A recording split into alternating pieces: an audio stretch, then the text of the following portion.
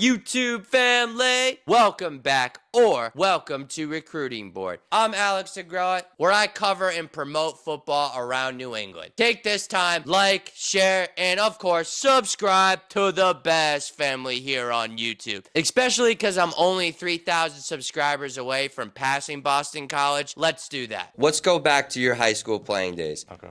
Give me the landscape of the MIAA during that time. Who were the top dogs? In the Catholic Conference, it was us in Xaverian competing for league titles every year. BC High was always good. CM was not as good as they are now. MC was actually very good back in the day. When I first came in, Tim Hasselbeck was a quarterback at Xaverian. James Perry was the quarterback at Malden Catholic. There was a guy at CM. All of them went Division I. I started as a freshman, and they were all 2 years older than me, so there was a ton of quarterback talent at the time in the conference. And then you had your traditional public school powers, which was Brockton, Everett, New Bedford, Barnstable, Bridgewater Ram. They're all really good teams. So Central Catholic was always really good. A lot not dissimilar to now. Some of those schools not as much, but I mean, they were all on our schedule. I know that, and that was part of the appeal of coming here. It was you were going to play really good people. And who were some of the best players you faced during that time? Because 24/7, all that wasn't around back then. Yeah, I mean, I think back my freshman year, we played against a team, New Bedford, who at the time had it rolling. They were back-to-back state title teams.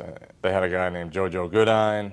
Rudy Bulger was their quarterback, went to Rhode Island. Sharik Mendez was their running back, fullback. I mean, they had some people. They were huge up front. Of course, you played against Tim Hasselbeck, James Perry in conference. Peter Harris down at Brockton was a great running back in the day. Xaverian always had really good players. Guys that I ended up playing in college with, the Camellas, Scott Bradley. There's a lot of really good players in the conference, as there always was. Jason Quinlan down at Malden Catholic, great running back. So you broke a lot of records here in high school, right? Do you still hold those, Coach? I hold the career record for passing yards, but every quarterback that's played for me has set the single season record every year.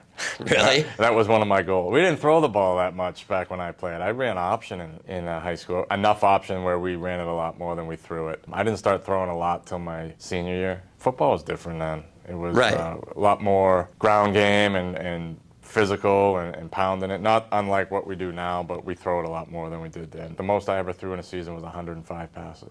105? We do that in 4 weeks here now. 11 games back then, right, was the most. If you won the Super Bowl, you'd win. That was your 11th game. You had 105. 105. So my senior year, we were undefeated 11-0 team. I would play till halftime. We'd be up 35-0, and then my day was done along with the other starters. So some of that skews that. I mean, we could have thrown for how many yards we wanted to, but, we're not going to run it up and do that kind of stuff. But it's just a different game, too. My coach a little bit different than Jim coached it, but no one's right or wrong. I mean, they were both successful. And in 1997, so you guys did go 11-0. Right. And you won the state championship. If you want to talk about some of your teammates during that time. Yeah. My left guard, Wayne Lucier, went on to play at Colorado. My left tackle, Zach Magliaro, was a 4-year starter at UMaine. Brother Andrew, who's a receiver for us, played at Harvard. Alan Rich, who backed me up at quarterback, actually played at Harvard. Brian Lentz was a running back who ended up playing baseball at Harvard. We had Ryan Leahy, who was a receiver, who ended up playing the Angels organization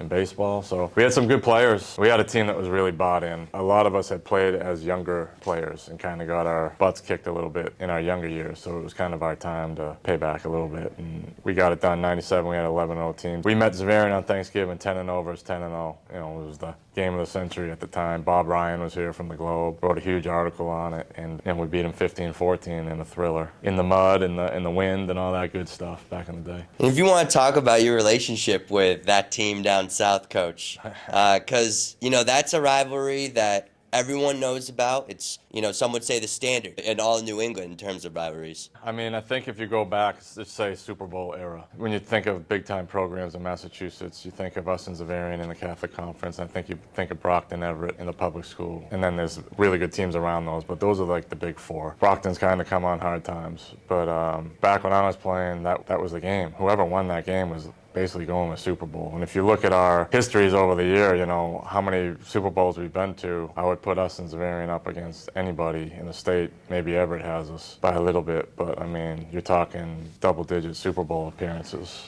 It's in a lot of championships. So it's the gold standard within our conference, certainly. CM has become, obviously, a very, very good team. BC High is always good. Malden Catholic and St. John Shrewsbury are improving. And the Thanksgiving piece added to it. That's changed a little now with the new format. Thanksgiving is not what it used to be. I mean, I still love it. I think the old heads, the traditionalists still love it, but it's definitely changed. It's not the same. That game used to mean everything. Yeah, because if you lost that game, you weren't in the state championship game. No, because you lost your conference, and usually it was between us and Xaverian every year. Whoever was winning the conference was going on. I mean, my senior year, there was well over 10,000 people at our game. You couldn't see land. It was just heads of people everywhere around the field, around the bowl here. I'll never forget it. I mean, I played at the highest level, but it's still one of the most memorable games I've ever played in. The enormity of the event. I mean, there was the Boston Herald, I think Danny V started a countdown in August. Wow. Days until St. John's and Xaverian meet. So there was that build. There was just an inevitability that we're both going to be really, really good that year. And we were. Like, we played the same teams. We beat the teams by the same score. Like, it was wild. Like, they'd beat Brockton one week 33-8. We'd beat them 35-8 the next week. Like, it was wild. And they had really good players. We had really good players. It was just the inevitability of what was coming.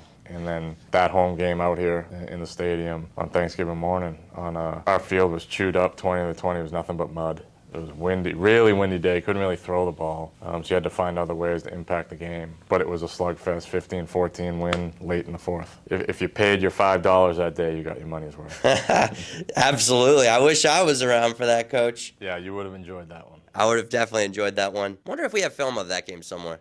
Oof, you'd be going way back now. Jim would have it. Jim would definitely have it. Jim would definitely have it. How would you say St. John's Prep molded your football career? I mean, it's really where it took off. Started as a freshman, which doesn't happen here very often. I had a quarterback coach at the time named John Barbady, who was a legendary Hall of Fame coach from Watertown. He took me under his wing. He was a volunteer coach. He had retired. He taught me about the leadership portions of being a quarterback. Looking your teammates in the eye and not showing them you're hurt even if you're hurt, and making them believe in you, because he would always say, you walk into a huddle as a quarterback, there's 10 other guys, 10 sets of eyes looking at you, and their confidence is hanging by a thread. If you go in and you're fumbling your words, or you don't look confident when you're given the play, that affects them. So it was all about the maturation of what quarterbacking really is. I'm always grateful for him for that. He was a big part of my early development as a quarterback. These guys don't, but I was like, wow, my first summer, fall without being a part of a team. My contract was up in Arizona. They drafted a guy. They asked me to come back. I'm like, nah, I'm going to wait. And then here I am in October saying, like, what am I doing? And my agent calls. I'm literally changing my son's diaper. He's like, you need to get on a plane. I go, shut up. He goes, I'm serious. You need to get on a plane to Carolina. I go, you got a physical at 3 o'clock. This is like 9 in the morning. I'm like, you gotta be kidding me. Your flight takes off at 10:15, be there. Fly down there, they give me the most ridiculous physical of all time. They're like, yep, you're upright, get on the scale, yep, you look like you're in good shape. Okay, good. I sign a contract, they put a playbook in front of me. I go to the Friday walkthrough, and I fly down as the backup when they play Tampa down there. So I was the backup to Jimmy Clausen with not any practice under my belt, one walkthrough. Fly back home. Sunday, I get a call Sunday morning from John Fox. You need to come in. You're starting this week against Baltimore, the #1 defense